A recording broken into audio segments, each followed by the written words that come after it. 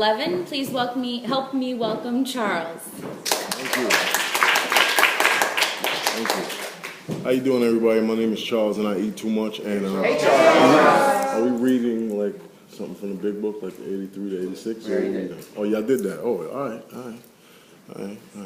I apologize for my tardiness. I did call Phil, but no excuses. I was tardy, and after this ceremony is over, I have to make a meeting. So, yeah, step 11. I remember like doing step 11 and completing it, and going to my home group, and my sponsor and I, we went to that store on I don't know if it's in the 70s on the east side, and he bought me a candle, and I still have that candle today, even though I burned the heck out of it, but I have it today. And prayer and meditation, I thought I knew about prayer, but the greatest prayer I could ever say is God help me, and he answered my prayers. He answered my prayers, and it's just meditation. I just used to. My sponsor said, just think about something that you like. I said, I like the beach. He said, just close your eyes and just think about the waves. And I do that now, and I've done that when I first.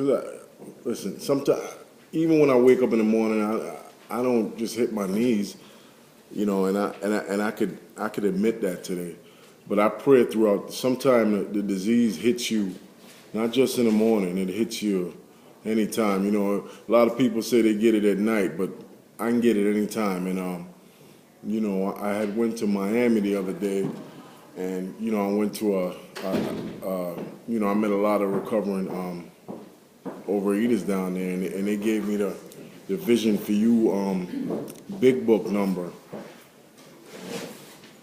and all I could do was shake my head.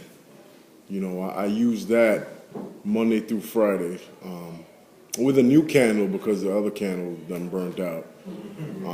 So an hour a day, I go in the tub, some nice exotic Epsom salt or baby, whatever. Nighttime calming, and my wife, my kids know, please don't use the bathroom at this opportunity, at this time. I'm just joking. But, I get in there and I listen to those people on there, and I close my eyes, and I really try. I fall short sometimes, but sometimes I fiddle with my smartphone is so smart I'm stupid, but sometimes I fiddle with it, but most times I don't, and I'm just like in a frozen state, just meditating on those people, with sharing their experience in the big book. I always wondered, why people love this big book so much, why they love it so much. But I found out that it's the solution. It's the diagram, it's the details, it's the prescription that they say. And I pray and meditate in that section, just getting the knowledge, soaking it up. And my last big book I was at work, and I was going through it, and things happened. It actually was in a laundry room because I work in a residential area, and it was like 2 a.m, and I had to go answer an emergency, and I closed the laundry room door, and the next day I came in. I mean, it was marked up. I mean, page 86, 60, 62, 58, 30. All them, them popular, I ain't got to say, them pages, them things that hit you like, wow, like marked up, underlined, notes all over the place, and the next day I came in, and they said they threw it away. So, you know what? But it's a blessing that they threw it away, because maybe somebody else needed to get, hopefully somebody else, got the book, but it made me hungry. First of all, I wish everybody daily spiritual hunger. I wish everybody daily spiritual hunger. I wish you that. I Google that word, spiritual, because we got Google and all this stuff, and, might as well use it in a positive manner. So I Googled the word spiritual and said things that's not tangible, like material stuff, right? Like realign your sense of self to something you may not even have seen. Like, like I wonder why, in the chapter, the family, and I'm not a thumper, but, I just been doing a little work. So the paragraph, the family after, got the word spiritual in there 24 times. The page 30 got the word control 5 times on that page. I wonder why. Right? Like, I ain't got no control. I need to be here. I need to make a meeting after this, for real, because this is a commitment that I'm committed to Overeaters Anonymous. It has saved my life, and I don't knock any other, like Tradition 10 tells me, don't knock no other, like I don't knock any other eating disorder programs. I don't have to do that, because that's that. You know what? I got the character defect of self-righteousness, and I can just be like, you know what? You're not in OA. What's wrong with you? Yeah. I don't know what's wrong with you. I know what's wrong. I got a lot of problems. I don't know what's wrong with you. So, I'm not a human being today. I'm a human doing. I'm doing it. I'm doing it one day at a time. And I also Google the word ultra, and that word is, to me, the definition is Overeaters Anonymous. Ultra. It's ultra. Anything I do is going to be done ultrally. Now there's no such word, but if I'm gonna be in a spiritual mindset, I'm gonna do it ultrally. I'm gonna do it. I'm gonna do it up. And when I'm in a spiritual mindset, nothing bothers me.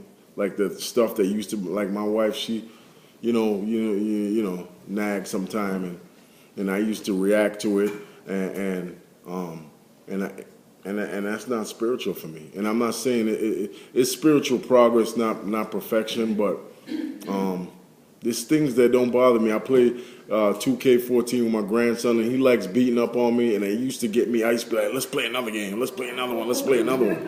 Because I want to get even with him. Now, sometimes I'm like, no, not today. But like and I know I'm avoiding it because I don't want to break my spiritual strength for that day. But then sometimes I say, all right, let's play. And he looks at me. He's trying to taunt me because I do the same thing. We play basketball. I try to get in your head and all that stuff. But, since I've been, doing that, setting aside that 1 hour for spiritual progress and praying, meditating, he like looks at me like, wow, why are you not, I'm beating you, but I'm blowing you out. Why are you not getting mad? I'm sorry. I ain't got to explain to you. It has something to do with you don't use the bathroom in that hour when I'm in that. You know what I'm saying? It's everything to me. I mean, like, people step. I was on my, like, running to get here, and, I probably bumped a couple of people, but I said sorry to each and every one. Because I had to get here. I was thirsty, spiritually thirsty, and that's the, like, I challenge myself every year in Overeaters Anonymous, and this year is for spiritual strength. So I don't care about what the scale says. I don't care about what people say. I really don't. I mean, people do be, giving me compliments, and I'm like, thank you, but, I have to keep the edge on myself, and this is just for me. They say put down the bat and pick up the feather, but I gotta keep the bat on. Like I think somewhere in the big book says we gotta be hard on ourselves, right? It says that, right?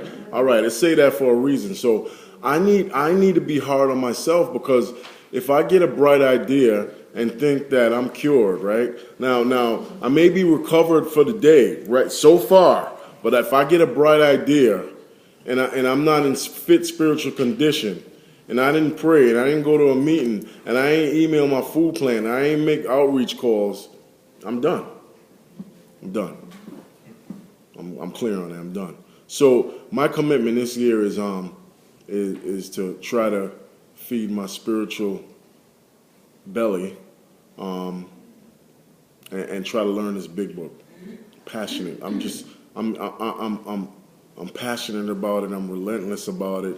And I just don't worry about what other people are doing. I don't judge other people, because that's not being spiritual. I don't comment on, or I don't give advice or none of that stuff, because I don't got the answer. The answer's in here, the big book. I don't got the answer. I didn't make the book. I'm not a big book thumper, and what I know about it, I just stay humble and say I don't know much. All I know is I need to read it every day and try to apply it to my life, and just try to give this program away to somebody else, and that's just what it is, and I'm just great, I'm grateful, I need to do this every single day. I need to attend meetings every day. I need to pray every single day. I need self-discipline every single day. Without self-discipline, I wouldn't be coming to OA meeting every day. I'd be skipping meetings, and that's not good for me. And with my eating career, there is no reason for me. Like, sometimes my sponsor, he calls me, he's like, because I used to do the same thing. Hey, everything all right? Oh yeah, everything fine. That's a lie. I said the lie every day. Told my sponsor every day everything's all right. Because I didn't want to I didn't want you to see me inside. I didn't want you to see my thoughts are filthy, dirty, disgusting. Every single day. I don't know about you. I'm talking about me. Right? And it's all about me right now because I'm sharing my experience, strength, and hope, right? All right. I'm just checking. Just want to know. Y'all let me know. If it ain't about me, I'm about to walk out, go take the 2 train back to Yonkers. No, but seriously, it's about me sharing my experience, strength, and hope right about now. That's what they say should be done in meetings. And, I want to thank you, young lady, not to knock you, but you know what? I've done it on phone meetings. I've called group conscience. I've been the guy on the other side. And according to the OA 12 and 12, it says we're going to make unfavorable motions. So I thank you for your courage. I really do. I'm from the bottom of my heart. Really. I remember going to business meetings, could I be honest? I used to go to business meetings with guns. I'm serious. I ain't pull it out, but I'm just saying, could I be honest here? Could I thank my higher power for the transformation, from, being that person to trying to be spiritual, to trying to, not harm anybody, not try to sell you anything, not trying to advise you to do nothing, not trying to force, because my higher power is God for me, but not trying, the big book teaches me, not trying to force my higher power on anybody else or force the way I recover on anybody else. That took some work, man. That took some spirituality.